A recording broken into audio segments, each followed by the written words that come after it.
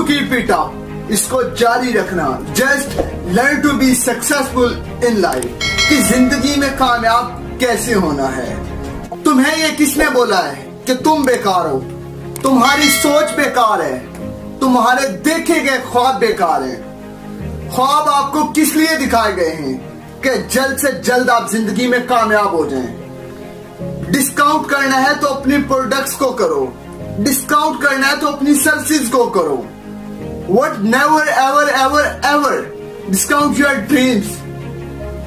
जब आपको जिंदगी में लगे कि आप नाकाम हो रहे हैं, 2 मिनट के लिए अपने माइंड में ये बात सोचें, did you are rubbish, are you nothing.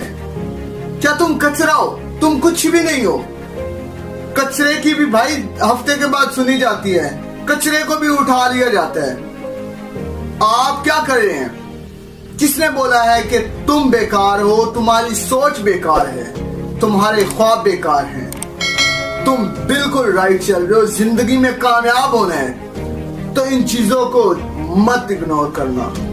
लोग आपके लिए बातें करेंगे, लोग उसी की बातें करते हैं जिसमें कुछ होता है।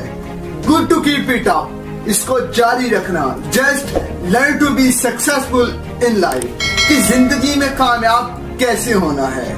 All the best, good luck.